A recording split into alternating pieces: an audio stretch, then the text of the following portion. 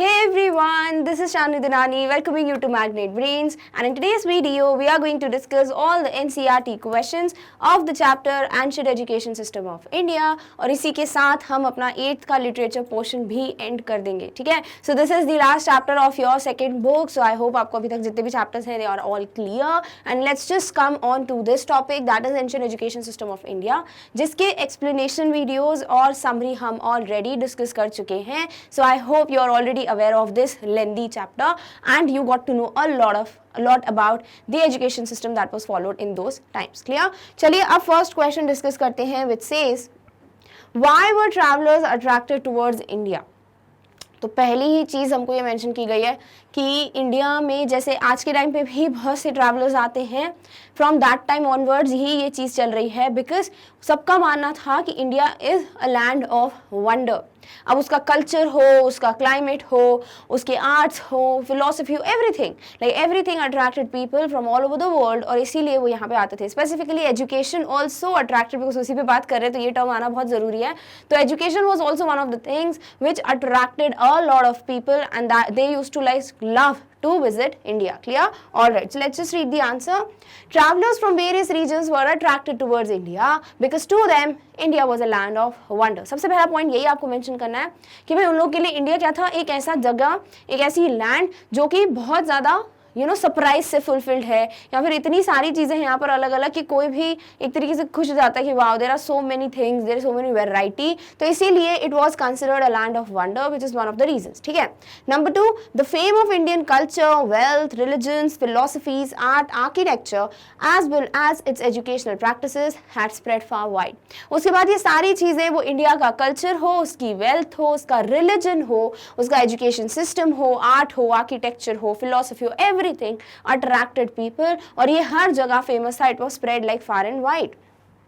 The education system of ancient times was regarded as a source for the knowledge, traditions and practices that guided and encouraged humanity. और एक और अच्छी चीज़ ये थी कि तब के टाइम का एजुकेशन सिस्टम जो था वो इन सब क्वालिटीज़ पे फोकस करता था. It was not only like कि ट्रेडिशंस, नॉलेज ये सब पढ़ाना है, बल्कि इट ऑल्सो फोकस्ड और एनकरेज्ड ह्यूमैनिटी. तो ओवरऑल अगर चाहो तो सिर्फ इतना मेंशन कर दो वाइड तक, ये this is more than enough for this question. But ये अगर थोड़ी वर्ड लिमिट बढ़ा के आपको लिखना है, आपका आंसर थोड़ा शॉर्ट लग रहा है, तो फिर ये वाला पॉइंट आप डाल सकते हो. So overall these were the things जिसकी वजह से travellers found it like travelers were frequently visiting India because they were kind of getting attracted and they loved all these things that was there in India. Clear? All right. Next is what were the sources of ancient education system? बहुत सारे हैं sources of learning, right? इनमें से जितने भी आपको book में दिए हुए हैं वो सब आपको ध्यान में रखने हैं, and according to the limit आप इसको यहाँ पे मेंशन कर सकते हो. ठीक है. तो जितने भी sources of learning है, स्पेसिफिकली जो हेडिंग के नीचे दिए हैं उसके अलावा भी आपको कहीं कहीं पे लिखा हुआ है कि these were the sources of learning and all, वो सब यहाँ मेंशन करेंगे. Clear? All right. The different sources of ancient education system या फिर ancient system of education was the education of Veds, Brahmanas, Upanishads and धर्म सूत्र. सबसे पहली चीज़ ये सारे sacred scriptures कि वेद पढ़ाए जाते थे बच्चों को, उपनिषद पढ़ाए जाते थे, तो इस तरीके से इनके जो भी chapters, जो भी चीज़ें होती थी, everything was taught to the students. Then the writings of Aryabhat, Panini, Katyayana, Patanjali and medical treatises of Charak and Sushruta were also some of the sources of learning. फिर इन चारों की writings या फिर medical writings of these two people were also the sources of learning जो बच्चों को सिखाने के लिए यूज किए जाते थे. Also the sources of learning were drawn from various disciplines such as इतिहास, अनविक्सिकी यानी लॉजिक, मीमांसा यानी इंटरप्रिटेशन, शिल्पशास्त्र. देखो अगर ज़्यादा लिमिट नहीं है ना तो फिर सीधे सीधे हिंदी वाले वर्ड यूज़ करना, इतिहास, अनविक्सिकी, मीमांसा. ठीक है, ये आपको बताने के लिए यहाँ पे मीनिंग दिया है कि आपको पता चले भाई हम पढ़ क्या रहे हैं. ठीक है. देन शिल्पशास्त्र यानी आर्किटेक्चर, अर्थशास्त्र, वर्त एंड धनुर्विद्या. So these were also the fields जो कि सोर्स ऑफ लर्निंग थे. इसके अलावा भी बहुत सी चीज़ें आपके चैप्टर मेंशन की गई है. You can take all of them and just write it somewhere ताकि आपको वर्ड लिमिट के हिसाब से आप उसको यूज कर पाओ. Clear? All right. What were the features of education system in ancient India? Salient features दिए ना, important features, उन्हीं को यहाँ पे mention करना है कि क्या important बातें थी of ancient education system of India. The features of education system in ancient India are teaching and learning followed the tenets of Vedas and Upanishads, fulfilling duties towards self, family and society, thus encompassing all aspects of life. पहला सबसे अच्छा feature क्या है कि भाई ये जो education system था तब का, ये ओवरऑल डेवलपमेंट पे फोकस्ड था, ठीक है। तो इसीलिए जो भी लर्निंग होती थी that followed all the things that were given in Vedas, Upanishads, so that they were kind of fulfilling all the duties towards not only what was there in the बोल सकते हो syllabus, but also it was focusing on the outer or the complete development of the child. Focused both on learning and physical development, the emphasis of education was on maintaining a healthy mind and a healthy body, and education in India had a heritage of being pragmatic, achievable and complementary to life. तो ऐसा होता है ना, हम सब ने सुना हुआ है कि a healthy mind resides in a healthy body, क्योंकि अगर आप फिजिकली फिट नहीं हो, फिजिकली हेल्दी नहीं हो, बहुत ज़्यादा टायर्ड फील करते हो, लेथार्जिक फील करते हो, बड़े डल से हो और बहुत जल्दी तबीयत खराब हो जाती है और तो इससे क्या होता है, आप कितना भी कुछ भी पढ़ लो उसका यहाँ कुछ नहीं होने वाला, ठीक है। इसीलिए कहा जाता है दैट बहुत पहले से ही आपको एक्सरसाइजिंग, आपको योगा, देन गुड अच्छी अच्छी चीज़ें खाना, ये सब चीज़ें फॉलो करनी चाहिए, जो कि अभी हमको समझ में भी आ रही है ड्यूरिंग दिस टाइम, राइट। तो इसीलिए हम ये चीज़ें जो हैं अभी से जब अगर एजुकेशन फील्ड में ही चीज़ें सीखने लगे ना तो बेस्ट पार्ट होता है। इसीलिए तब के इंपॉर्टेंट फीचर्स जो थे ना वो यही हाईलाइट कर रहे हैं कि सिर्फ वो नहीं पढ़ाया जाता था जो चैप्टर में दिया हुआ है, बल्कि पूरी डेवलपमेंट सिखाई जाती थी कि बच्चे की हर एक चीज़ पे ध्यान दिया जाए, उसकी फिजिकल ग्रोथ, उसकी मेंटल ग्रोथ, ताकि ये सारी चीज़ें जो हैं उसकी वजह से उसका माइंड तो हेल्दी रहेगा ही, साथ ही साथ उसकी बॉडी भी क्या रहेगी, healthy. And education had a heritage of being pragmatic. It was all logical, rational. It was not like कुछ भी पढ़ा रहे हैं, जो सच्ची में काम का वही पढ़ाया जाता था। Achievable, जो सच में हासिल किया जा सकता है, बिल्कुल out of the reach ना हो, and complementary to life, और लाइफ के साथ साथ चलने वाली बातें ही सिखाई जाती थी जो आगे जाके डेली लाइफ में काम आए। Clear? All right. What was the role of guru in pupils' lives? बहुत बड़ा रोल था, राइट। गुरु, टीचर्स, इन सब का role, because they were the ones जो कि डिसाइड करते थे कि भाई बच्चे की डेवलपमेंट अच्छे से हुई कि नहीं हुई, सिलेबस डिसाइड करना, देन एडमिशन्स कितने होंगे नहीं होंगे, देन डेली लाइफ की चीज़ें सिखाना, मतलब हर एक चीज़ जो है वो गुरु के हाथ में ही होती थी। एंड दैट टाइम के टीचर्स की वजह से देखो यूनिवर्सिटी का भी नाम दिया गया है कि वहाँ के टीचर्स अच्छे थे इसीलिए वो फेमस थी। So it was all like very important, या फिर बोल सकते हो कि टीचर्स का जो रोल था या गुरुज का जो रोल था, दे वर वेरी क्रूशियल। इसीलिए हर एक को हम गुरु नहीं बोलते, guru is a very big word, right, because it is a very important job. हर एक बच्चे की जो डेवलपमेंट है आगे जाके वो बहुत ज़्यादा इंपॉर्टेंट है, और वो किन के हाथों में होती है, टीचर्स के हाथों में। Clear? All right. So in ancient times, the gurus and their pupils worked conscientiously together to become proficient in all aspects of learning. तो ऐसा होता था ना कि जैसे यहाँ पे मेंशन किया है कि बच्चे जो है अपने घर से दूर रहकर टीचर्स के साथ ही रहते थे, सो दैट वो डेली लाइफ की चीज़ें भी सीख पाएँ, और दोनों मिलके क्या कोशिश करते थे कि वो जो पूरी लाइफ का एक कॉन्सेप्ट है ना जो डेली लाइफ में काम आने वाला, उस पर फोकस करके पढ़ाई करें। In order to assess pupils' learning, शास्त्रार्थ were organized, और डिबेट्स ऑर्गेनाइज होते थे बच्चों की लर्निंग को बिल्कुल असेस करने के लिए। सो टीचर्स और the gurus used to get this done, that is shastrarth को वो ऑर्गेनाइज करते थे, डिबेट्स कराते थे, ताकि उनको पता चले कि बच्चे को कितना समझ आया है। Pupils at an advanced stage of learning guided younger pupils, तो ये भी चीज़ होती थी। Then just as we have peer groups to share knowledge among ourselves, जैसे हमारे यहाँ पे ग्रुप नॉलेज नहीं होता, बिल्कुल सेम एज ग्रुप के लोग होते हैं, डिस्कशन वगैरह चलता है, तो वो चीज़ तभी से चली आ रही है। During that period, the gurus and the शिष्यास lived together and they would help each other in everyday life. तो जो बच्चे हैं वो क्या करते थे, गुरु के साथ ही रहते थे, so that उनकी everyday लाइफ में उनको हेल्प करें, ठीक है, और वो सीखेंगे, फिर वो चीज़ आगे जाके उनको काम आएगी। The main objective was to have completed learning, leading a disciplined life and realizing one's inner potential. या फिर ऐसे लिख सकते हो, the main objective of the gurus, ठीक है, तो थोड़ा क्वेश्चन के हिसाब से हम चलेंगे, तो of gurus was to have a complete learning, leading a disciplined life and realizing one's inner potential. Clear? All right. Students would live away from their homes for many years to get till they achieved their goals. The Gurukul was the place where the Guru-Shishya relationship became stronger with time.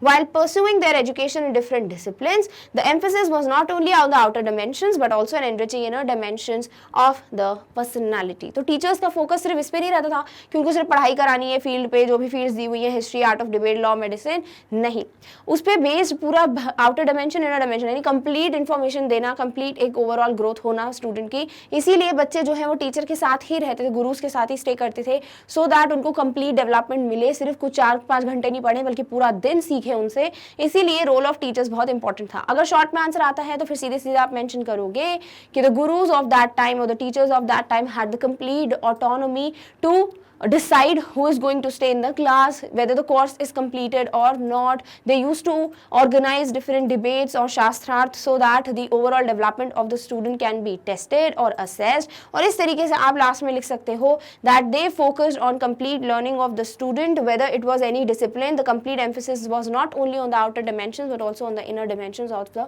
Personality या development of inner dimensions of the personality. Clear? तो इस तरीके से आप short में इसको answer को mention कर सकते हो। Done? All right. Next is where did the nuns and monks receive their education. तो विहारास की बात की गई है, मोनेस्ट्रीज की बात की गई है, राइट? तो यहाँ पर इनकी एजुकेशन होती थी। So the nuns and monks received their education from various monasteries or viharas, which were educational centers of art and learning. यहीं तक लिखोगे अगर सिर्फ 1 मार्क का क्वेश्चन है, ठीक है? अगर 2 मार्क्स का है तो थोड़ा बढ़ा दो कि these centers were set up to meditate, debate and discuss with the learned to satisfy the quest for knowledge during the ancient period. क्यों पढ़ते थे यहाँ पर भाई विहारास में, मोनेस्ट्रीज में? क्योंकि यहाँ पर इनका एक्सचेंज ऑफ नॉलेज व्यूज होता था विद द लर्नेड पीपल। तो क्या होता था इससे कि इनका नॉलेज का जो क्वेस्ट है, एक तरीके से जो हंगर है, वो सेटिस्फाई होता था। They use to get to know a lot of things. Already जो पता था वो तो ठीक ही है, बट उसके साथ साथ और भी चीजें सीखने को मिल जाती थी। Clear? All right. Next is what is Panini known for. Panini के बारे में जो हमने पढ़ा है दैट इज एक्स्ट्रा नॉलेज, जो चैप्टर में दिया है वो आप यहाँ मेंशन करो कि उनके बारे में मेंशन किया है कि वो एक इंडियन ग्रामरियन थे, तो उन्होंने क्या बुक लिखी है, कहाँ पढ़ते थे, ये सब चीजें मेंशन की है, राइट? तो वो सब आप यहाँ पे दे सकते हो। So Panini was an ancient Indian grammarian who was an expert in language and grammar and authored one of the greatest works on grammar called Ashtadhyayi. ठीक है? तो पनीनी जो है वो एंशिएंट इंडियन ग्रामरियन रहे हैं। उसके बाद उनका लैंग्वेज पे बहुत अच्छा पकड़ था, he was an expert in languages. And then उनके पास उनका जो सबसे बड़ा जो एक बोल सकते हो काम था वो ये था कि उन्होंने ग्रामर पे अष्टाध्यायी लिखी थी। ठीक है? इसके अलावा आपको एक एक्स्ट्रा चीज है, अगर चाहो तो इसको अपने आंसर्स में यूज कर सकते हो, that he was considered as the father of linguistics, father of languages इनको माना जाता था। Done? All right. Which university did Xuanzang and One King study at? तो हमें भी पता है कि भाई ये दोनों किस यूनिवर्सिटी गए थे, नालंदा यूनिवर्सिटी। और जब ये गए थे Xuanzang तो नालंदा को नाला कहा जाता था। ठीक है? So the Chinese scholars One King and Xuanzang visited Nalanda in the 7th century CE। तो ये इधर तब गए थे। ठीक है? कब? नालंदा। इतना ही मेंशन करो, 1 मार्क का क्वेश्चन है तो, कि नालंदा यूनिवर्सिटी गए थे 7th सेंचुरी सीई में। ठीक है? उसके अलावा अगर 2 मार्क्स का क्वेश्चन है तो बताओगे कि when Xuanzang visited it, Nalanda was called Nala, which was a center of higher learning in various subjects। 2 marks का है तो इतना भी बता दो कि नालंदा को नालंदा नहीं बोला जाता था, उस वक्त उसे नाला यूनिवर्सिटी बोलते थे जब Xuanzang ने विजिट किया था। Clear? All right. Which subject did Xuanzang study in India? बहुत ईजी है भाई ये क्वेश्चन, योग शास्त्र। राइट? जब वो गए वहां पर उन्होंने देखा कि योग शास्त्र वॉज अ सब्जेक्ट जो उनके लिए बहुत अच्छा लग रहा था उनको, जहाँ के चांसलर जो थे वो भी बेस्ट थे इसमें, सो ही टुक दिस या opted for this subject. So Xuanzang studied योग शास्त्र during his time at the Nalanda university in India. Very easy answer. Clear? All right. Next is how did society help in the education of the students. भाई role of community जो है वो आपको यहाँ mention करना है कि कैसे वो डोनेशंस देते थे, कैसे एजुकेशन फ्री थी, so they use to come forward and kind of contribute so that बच्चों की एजुकेशन अच्छे से हो पाए, फ्री में हो पाए, कोई इशू ना हो। उसके अलावा जो भी टेम्पल्स में होते थे, घर पे लोग होते थे, सोसाइटी में होते थे, everybody use to make sure कि वो पायस वे ऑफ लर्निंग को फॉलो करे, बच्चे को हर एक चीज सिखाएं। Clear? All right. So during ancient times, knowledge was considered sacred and no fee was charged। ठीक है? तो कम्युनिटी का जो रोल है वो आपको यहाँ पे मेंशन करना है कि तब के टाइम पे पढ़ाई को पूजा माना जाता था, इट वॉज कंसिडर्ड सेक्रेड और इसीलिए कोई फीस चार्ज नहीं की जाती थी। द कॉन्ट्रीब्यूशन टुवर्ड्स एजुकेशन वो considered the highest form of donation. और सबसे बड़ा दान क्या माना जाता था? एजुकेशन के लिए जो भी कॉन्ट्रीब्यूशन होते थे। All members of society contributed in some or the other. Financial support came from rich merchants, wealthy parents and society. और इसीलिए यहाँ से हर जगह से जो भी मेंबर्स होते हैं सोसाइटी के, they used to contribute, whether वो कोई रिच बिजनेसमैन हो, वो कोई किसी बच्चे के पेरेंट्स जो बहुत रिच होते थे वो कंट्रीब्यूट कर देते थे, या फिर सोसाइटी का कोई भी पर्सन हो जो कि कर सकता है, they used to give the donations for the education. Apart from gifts of buildings, the universities would also receive gifts of land। और भले ऐसा नहीं था कि सिर्फ पैसे मिलते थे, बल्कि कोई बिल्डिंग दे देता था, कोई अपना लैंड दे देता था, सो दैट वहाँ पर एजुकेशन अच्छे से इम्पार्ट हो पाए. The form of free education was also prevalent in other ancient universities like Vallabhi, Vikramshila and Jagaddala. और Agrahara served as centres of learning and teaching in south of India. चाहो तो ये मत मेंशन करो, बट यस अगर 5 मार्क का क्वेश्चन है तो ये सारी चीज़ों के साथ साथ आपको क्यों मेंशन करना है, बिकॉज लेटर आप जाके उनको भी बता सकते हो कि इन सारी यूनिवर्सिटीज़ में भी फ्री एजुकेशन इसीलिए होती थी because society use to contribute या कम्युनिटी यूज टू कॉन्ट्रीब्यूट. ठीक है, तो ओवरऑल जो रोल ऑफ कम्युनिटी है उसको ध्यान में रखना है कि कैसे डोनेट करते थे, कैसे कोशिश करते थे बच्चे को हर एक चीज़ सीखने को मिले. So this is how you can mention your answer. Clear? All right. Discuss the following questions in small groups and right your answers. अब ये जो क्वेश्चंस हैं वो ऐसा है कि इसमें आपका अपना पॉइंट ऑफ व्यू भी आप मेंशन कर सकते हो. Which salient features of ancient education system of India made it globally renowned. अब आपके पास बहुत सारे सेलिएंट फीचर्स हैं, पूरा चैप्टर आप पढ़ चुके हो, उसके बाद ये क्वेश्चन है कि क्या क्या वो चीज़ें थी जिसकी वजह से पूरे वर्ल्ड में इंडिया का एजुकेशन सिस्टम जो है वो फेमस था, क्योंकि वो पूरी ओवरऑल डेवलपमेंट पे फोकस था, सारी चीज़ें पढ़ाई जाती थी, बेस्ट टीचर्स थे, राइट. तो ऐसे कुछ कुछ फीचर्स हैं जो आपको यहाँ मेंशन करने हैं. So some of the salient features of the ancient education system of India that made it globally renowned are: the ancient education system in India evolved over the period and focused on the holistic development of the individual that included taking care of both the inner and outer self. पहला point, very important point, कि education system पूरी development को focus कर रहा था, complete outer self की ही नहीं या सिर्फ inner self की ही नहीं development हो रही थी, पूरी personality की development हो रही थी. This was one point जिसकी वजह से इतना ज़्यादा famous हुआ. The ancient system focused on moral, physical, spiritual and respect for all creation. Second point, कि ये जो पूरा सिस्टम था ना वो इन सारी चीज़ों पे फोकस करता था, वो फिजिकल डेवलपमेंट हो, मेंटल हो, इंटेलेक्चुअल हो, स्पिरिचुअल हो, कुछ भी हो, हर एक चीज़ पे बहुत अच्छे से फोकस करता था. Ancient education system of India. I am so sorry. Okay. Then teaching and learning followed the tenets of Veds and Upanishads, fulfilling duties towards self, family and society. और इन सब चीज़ों से जो पढ़ाया जाता था ना, वेद से, उपनिषद से और भी चीज़ों से, तो उससे क्या होता था ना, बच्चे की, स्टूडेंट की ग्रोथ में ये अच्छा पॉइंट था कि वो ड्यूटीज समझ पाते थे खुद के लिए, फैमिली के लिए और सोसाइटी के लिए. दिस वाज अनदर पॉइंट जो कि उसको इंपॉर्टेंट एजुकेशन सिस्टम बनाता है. Thus encompassing all aspects of life. तो इसकी वजह से क्या होता था, पूरी लाइफ की जितनी भी चीज़ें, हर एक चीज़ इसमें कवर हो जाती थी. It was not just based on one field जो कि बच्चे ने ऑप्ट की है. It emphasized on values such as humility, truthfulness, discipline, self-reliance and respect for all creations, and students were taught to appreciate and strike a balance between human beings and nature.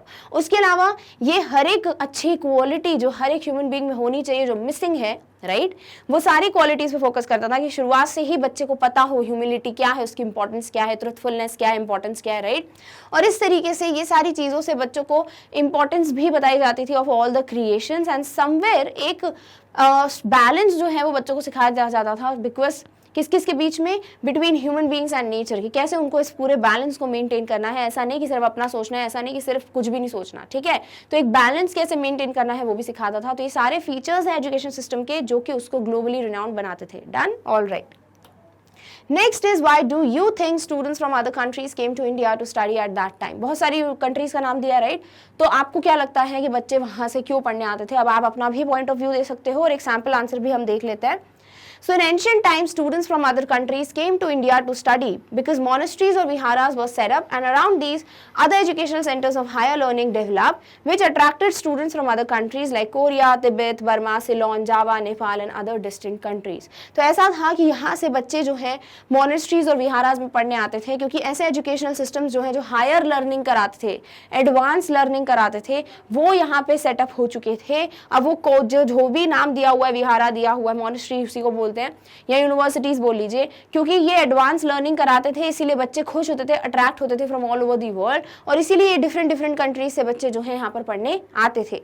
India was considered a land of wonder with a rich source of knowledge that had educational centres of higher learning. दूसरी बात, India को land of wonder consider किया जाता था, और यहाँ पर education बहुत रिच थी, बहुत रिच नॉलेज था ऑफ एजुकेशन सिस्टम, और हायर लर्निंग के लिए एजुकेशनल सेंटर्स थे, इसीलिए भी बच्चे यहाँ पे डिफरेंट कंट्रीज से आया करते थे. Takshila was a noted center of learning, including religious teachings of Buddhism from several centuries. जैसे तक्षशिला यूनिवर्सिटी बहुत ज़्यादा फेमस क्यों थी, क्योंकि वहाँ पर बुद्धिज्म की टीचिंग्स दी जाती थी, और वो बहुत टाइम से, बहुत सेंचुरीज से फेमस था, ठीक है, यूनिवर्सिटी का जो भी एजुकेशन सिस्टम था.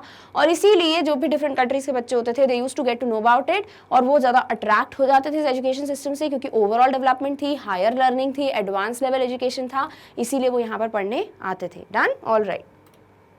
It continued to attract students from around the world until its destruction in the 5th century CE. जैसे आप इसको एग्जाम्पल की तरह यूज कर सकते हो कि भाई 5th century CE तक बहुत सारे students her part of the world से आते रहते थे, बिकॉज यहाँ का जो एजुकेशन सिस्टम था वो एडवांस लर्निंग था, हायर एजुकेशन सिस्टम था, इसलिए भी बच्चे यहाँ आया करते थे। क्लियर? तो ये सारी चीजें आप मेंशन कर सकते हो। ऑल्सो यू कैन मेंशन कि एजुकेशन सिस्टम फ्री था, राइट, या फिर वेल नोन रिनाउंड जो लोग थे वो यहीं से पढ़े थे, इसीलिए भी स्टूडेंट्स को लगता था कि हमें आके पढ़ना चाहिए। Done? All right. Next question is why is education considered a way of life. इसका मतलब क्या हुआ कि भाई एजुकेशन जो है इट इज समथिंग जो कि आपको लाइफ को कैसे जीना है, how you need to survive, how to lead your life in a best way, वो सिखाता है ऑब्वियसली, राइट, बिकॉज एजुकेशन क्या है भाई, एजुकेशन है that helps to open your mind. Education is the one thing that opens the doors of your mind. और इससे क्या होता है, आप अपने आसपास की हर एक चीज़ को देखते भी हो और उसको समझते भी हो, राइट, एंड काइंड ऑफ उस पर एक्ट भी करना सीख जाते हो। So if you are not educated तो आपके लिए सारी चीज़ें क्या होती है भाई, इट्स लाइक द सेम, और कहीं ना कहीं आपके लिए कोई भी सिचुएशन जो है उसके साथ डील करना या किसी भी सिचुएशन में सोल्यूशंस फाइंड करना, ये सब डिफिकल्ट हो जाता है if you are not educated. ठीक है, तो एजुकेशन का मतलब ही यही होता है कि अगर हम जनरल अपनी लाइफ की जो चीज़ें हैं उनको समझ पा रहे हैं, उनके साथ कैसे डील करना है वो सीख जाते हैं, तो फिर क्या होता है, हमारे लिए लाइफ जीना इज लाइक रादर सिंपल। ठीक है, and also this is something जो कि प्रूव कर रहा है कि it is a way of life, इसीलिए हम बोलते हैं एजुकेशन क्या है, it is ultimately considered as a way of life. Let's just read a sample answer on this. So education is considered a way of life because education improves और empowers minds to conceive good thoughts and ideas. हमें क्या अच्छी चीज़ें सोचनी चाहिए, क्या अच्छे ideas आने चाहिए, वो सारी चीज़ें कहाँ से सीखते हैं हम, एजुकेशन से। ठीक है, तो जब हम एजुकेटेड होते हैं या हम पढ़ाई कर रहे होते हैं, कहीं ना कहीं इतनी सारी चीज़ें हमें देखने को मिलती हैं, सीखने को मिलती हैं, we kind of understand what exactly life is, और इसीलिए अच्छे थॉट्स, अच्छे आइडियाज़, इनको कंसीव करने के लिए माइंड को हेल्प किससे मिलती है, बाय गेटिंग एजुकेटेड। ठीक है, it helps the students to develop their overall personality, analyze different situations and challenges of life and helps to devise its solutions. जैसे एजुकेशन हेल्प करती है स्टूडेंट्स को अपनी पूरी पर्सनालिटी को डेवलप करने में। दूसरी बात, it helps to analyse different situations, अलग अलग चीज़ों को कैसे देखना है, एनालाइज करना है, उसमें हेल्प करती है। और उसी से रिलेटेड लाइफ के कोई भी चैलेंज आ जाए, उसका कोई सोल्यूशन निकालना हो, तो वो भी हम अगर एजुकेटेड हो, इसका मतलब ये नहीं कि कोई और नहीं निकाल सकता सोल्यूशन, इसका मतलब ये कि अगर एजुकेशन मिलती है तो उससे हमें ईजी हो जाता है, हम कहीं ना कहीं जान पाते हैं कि हाँ भाई कोई प्रॉब्लम है तो उसका सोल्यूशन ज़रूर होगा, राइट, और उस प्रॉब्लम को एनालाइज करना, ऑब्जर्व करना, फिर उसके बेसिस पे उसके लिए सोल्यूशंस डिवाइस करना, वो सब भी हम सीख जाते हैं। Education helps one to develop their physical, intellectual and spiritual ability and lead a better life. So it helps us for the overall development. वो physical ability हो, intellectual ability हो, spiritual ability हो, हर एक चीज़ improve होती है किससे, education से। As education is important for overall growth of a person, thus it is a way of life. तो पूरी overall growth, या फिर ये भी लिख सकते हो as education is important for overall analysis, overall observations and also how one can lead a life, that's why it is considered as a way of life. ठीक है, अब इस पे बेस्ड आप बहुत चीज़ें लिख सकते हो, try to write this answer by your own. Education क्या है, क्यों important है, कैसे आप उसको way of life consider कर सकते हो, it would be a very great answer. Clear? All right. Next is what do you understand by holistic education, मतलब ओवरऑल एजुकेशन, राइट। सिर्फ ऐसा नहीं कि बुकिश नॉलेज, सिर्फ मेंटल एबिलिटी बढ़ाना नहीं, बल्कि everything, complete overall outer inner dimensions of personality को डेवलप करना is what is holistic development. Clear? All right. So holistic education seeks to engage all aspects of learner including mind, body and spirit. तो देखो holistic education में होता क्या है ना कि जो कुछ भी पढ़ाया जा रहा है उससे बच्चे का हर एक चीज़ उसमें इंडल्ज हो, उसका माइंड, उसकी बॉडी, उसकी स्पिरिट, तीनों चीज़ें जो है वो फोकस्ड हो, वो तीनों चीज़ें ही काम कर रही हैं उस चीज़ को सीखने में, उसे कहते हैं holistic education. It is based on the premise that each person finds identity, meaning and purpose in life through connections to their local community. कि जब हम कुछ भी पढ़ रहे होते हैं ना तो हम आसपास की चीज़ों से अगर कनेक्ट कर पाते हैं तो बहुत आसान हो जाता है. जैसे अगर हम कुछ भी पढ़ते हैं चैप्टर वगैरह और अगर हम कोई ऐसा एग्जाम्पल ले लेते हैं या कुछ हमको ऐसा याद आ जाता है कि हाँ यार ऐसा तो मेरे साथ भी हुआ था या मैंने ये पढ़ा था इन द न्यूज़पेपर, तो इससे क्या होता है कहीं ना कहीं अगर हम अपनी कम्युनिटी से कनेक्ट कर पाते हैं किसी चीज़ को तो वो क्या हो जाता है, वो बहुत आसान हो जाता है हमारे लिए ग्रैब करने में और उसको समझने में. So that is what is holistic approach to the natural world and to humanitarian values such as compassion and peace. तो लोकल कम्युनिटी हो, पूरा वर्ल्ड हो, या ये जो वैल्यूज होती हैं compassion, peace, kindness, humility, anything, इन सब से कनेक्ट करके जब हम पढ़ते हैं, इससे कनेक्ट करके जब लर्नर की एबिलिटी को डेवलप किया जाता है, उसे कहते हैं holistic education. So this is the basic meaning of what is holistic education. और ज्यादा अगर लिखना है तो आप इसके इंपॉर्टेंट फीचर्स लिख सकते हो कि it is important because it helps in overall development of a learner. It helps one not only to understand what is given in the book और what is given in the writings, but also it helps to understand और helps to motivate और encourage good qualities in the learner. ठीक है, इस तरीके से आप इसके इंपॉर्टेंट फीचर्स बता सकते हो। तो फिर आपका आंसर की जो एक तरीके से जो भी पूछा गया है ना क्वेश्चन, अगर 5 मार्क का है तो ऑब्वियसली बहुत छोटा आंसर हो जाएगा उस हिसाब से, तो आप उसको और ज्यादा इस तरीके से मॉडिफाई कर सकते हो। Done, all right. Next is why do you think Takshashila and Nalanda have been declared heritage site. तो हेरिटेज साइट इनको क्यों बोला जाता है? बिकॉज उस टाइम के बहुत ही पॉपुलर ये यूनिवर्सिटीज रही हैं, कुछ रूइंस भी मिले हैं, आर्कियोलॉजिकल साइट भी है। देन उसके बाद इतने टाइम तक यहाँ पे पढ़ाई हुई है, इतने गुड बिल्कुल रिनाउंड लोग जो हैं यहाँ के स्टूडेंट्स रहे हैं। तो ये कुछ चीजें जिसकी वजह से यूनिवर्सिटीज वेल नोन है and they were declared as heritage sites. Clear, all right. So Takshila was an ancient Indian city that was declared to be a World Heritage Site by UNESCO in 1980 because it was considered an important archaeological site as the renowned archaeologist Sir Alexander Cunningham rediscovered the ruins of Takshila in mid-19th century. तो ये जो है ना, Takshila was an ancient Indian university लिख लो, ठीक है, या कि ये जो है it was considered as a world heritage site by UNESCO. कब? 1980 में। बिकॉज यहाँ पर बहुत इंपॉर्टेंट इसको माना जाता है इस साइट को कैसा, एक आर्कियोलॉजिकल साइट, बिकॉज यहाँ पर ही एक बहुत वेल नोन आर्कियोलॉजिस्ट जो कि है सर अलेक्जेंडर कनिंगम, उन्होंने यहाँ की चीज़ें देखी थी, ढूंढी थी, जो भी आर्कियोलॉजिस्ट करते हैं इन मिड-19th सेंचुरी, और तब से पता चला कि बहुत ज़्यादा वेल नोन और इंपॉर्टेंट यूनिवर्सिटी थी, इसीलिए इसको एक हेरिटेज साइट जो है वो डिक्लेयर कर दिया। Being one of the oldest universities of the world, Nalanda was a centre of learning from the 5th century to 12th century. UNESCO declared the ruins of Nalanda Mahavira as world heritage site. तो सबसे oldest university थी, well known university थी, इतने time तक education इंपार्ट किया, इसीलिए इसको भी यूनेस्को ने क्या किया, वर्ल्ड हेरिटेज साइट डिक्लेयर कर दिया। अब अगर आप चाहो तो आप ये कोशिश कर सकते हो कि वर्ल्ड हेरिटेज साइट किस पे बेस डिक्लेयर करते हैं चीजों को, क्या क्वालिटीज होती हैं, फिर उन क्वालिटीज को भी आप यहाँ मेंशन कर सकते हो जो भी बुक में आपको गिवन है। Clear, all. So with this we come to an end of the topic. That is all the NCERT solutions of the chapter Ancient Education System of India. I hope आपको सारे questions जो हैं वो बहुत अच्छे समझ आ गए होंगे। Also ये सारे questions को आप अपने हिसाब से भी modify करके लिख सकते हो, because all the questions are based on what is given in the text, based on the general outlook या फिर आपको क्या चीज़ समझ आई है, and also based on the general research you can make on all the things that have been given in this chapter. और ये आपको करना भी चाहिए कि भाई चैप्टर एंड है, ठीक है, इसके बाद तो और कुछ चीज़ें है नहीं 8th की इंग्लिश लिटरेचर में। So why not to do this कि आपके यहाँ पे जो भी चीजें दी है, जिनके भी नाम दिए, यूनिवर्सिटी दिया, टाइम दिया, कुछ भी दिया है, उसके बारे में रिसर्च करो, सो दैट आपका नॉलेज भी बढ़ेगा एंड ऑल्सो आपको आंसर्स को और क्या आप लिख सकते हो वो सब चीजें भी आपको समझ आएंगी। Clear, so all right, with this we come to an end of this chapter and with this we come to an end of complete English literature portion of class 8. Now let's just meet in any other video with any other topic. Till then take care of yourself और इस topic की notes की link आपको description box में मिल जाएगी. Thank you so much for watching. Bye.